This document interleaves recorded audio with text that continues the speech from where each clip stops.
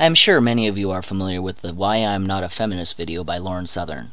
Because this video was made by a woman, it garnered much more attention than if it had been made by a man. This is proof by the letter I found linked in the comments section of the video by several people. While it's admirable, there are several flaws in which I will be going through in this video series. Dear Lauren, the last couple days I've seen your video of Why I'm Not a Feminist pop up a few times. In the video, you describe why you're not a feminist. At the heart of the message is the assertion, I am not a feminist because I believe both genders should be treated equally. Setting aside for a moment the problems with your assumption that the gender can be reduced to a binary of male and female, I want to talk to you about the misinformation you offer in your video. Well, for the sake of argument, let's just say she says everyone should be treated equally. I don't want to put words in her mouth, but if she ever sees this video, she's welcome to correct me on that. I don't often find engaging in these types of debates online to be the most fruitful use of my energies, since people that produce anti-feminist content generally are not open to meaningful engagement with feminist thought. You mean we'll not engage you in fallacious argumentation, or oftentimes we'll just call you out on it. Like many feminists, they stick to what they believe and ignore what the movement does to resolve any cognitive dissonance with their belief system. However, I've been stewing over your particular video for a day, and I think it'll be under my skin until I actually take the time to address it. Now you know how many anti-feminists feel when they see feminist videos talking about equality for all. So let's tackle some of your claims one by one. I will try to offer some specific references to actual feminist work so that you can see where my assertions actually come from. I will also provide sources to my claims in the description below. Hopefully this might also help you go out and check up on some of your claims, since it appears you haven't taken the time to engage much feminist work before forming your argument and lambasting feminism to your wide viewership. Using feminist works to back up feminist claims doesn't mean much, especially since much of it is just lip service. If feminism is a movement for equality, why do we not see equal representation of both genders' issues? Lauren, I think if you look at the history of feminism, the answer to your question is pretty clear. Feminism emerged out of women's rights movements. This is the typical look at history argument. This doesn't adequately address the question presented. It says because of history, this is the way it is. History is no longer a representation of society today. Thus, the roots of feminist scholarship and activism came from a challenge to the inequality of women. Feminism today exists as an agglomeration of past and present efforts to address forms of inequality facing women. So you admit that feminism isn't for men too. Thus it doesn't mean equality, as it doesn't equally represent men and women. The inability of women to be recognized as full citizens.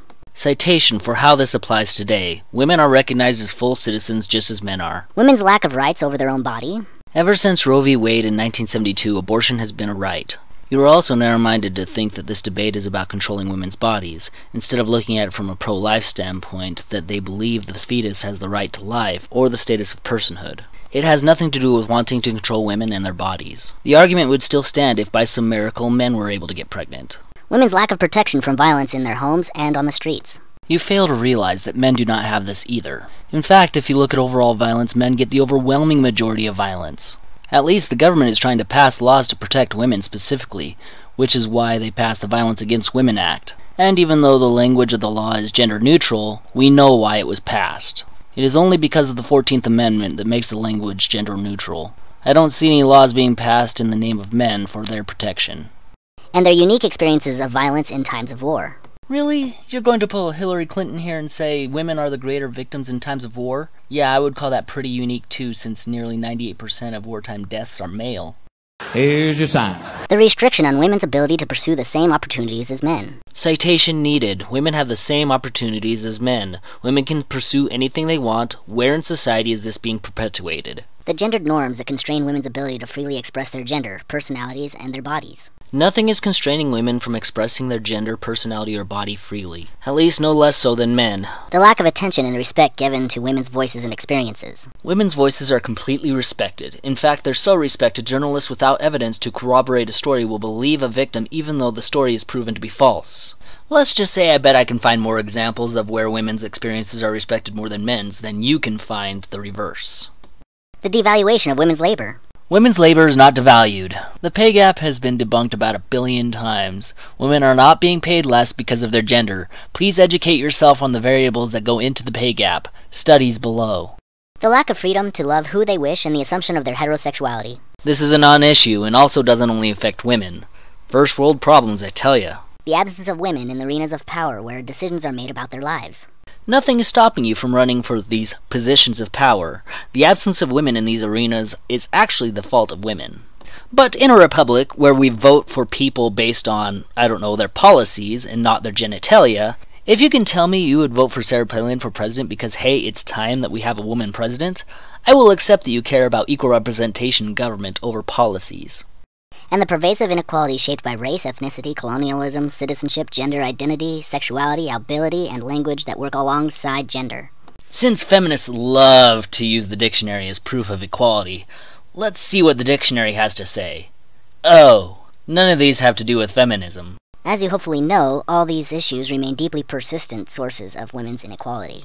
No, blacks were not enslaved because women couldn't vote. Racism doesn't exist because feminists feel oppressed. It's almost a correlation does not imply causation fallacy, except there isn't even a correlation to begin with. And therefore addressing how they operate in the lives women remains at the heart of the feminism.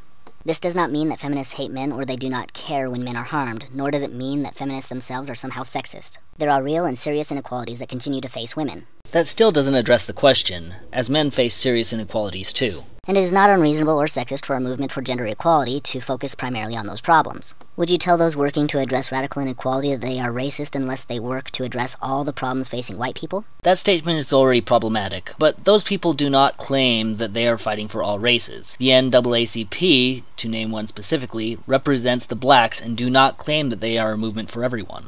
Now that being said, I actually think that feminists do focus quite a lot on issues impacting men. As I describe in number 2 below, the gender regimes that impact women also impact men, and feminists offer many tools to challenge them alongside one another. Don't get me wrong though, this doesn't mean that feminism is only important and legitimate when it is also useful to men. There are serious issues of security, freedom, and equality uniquely facing women.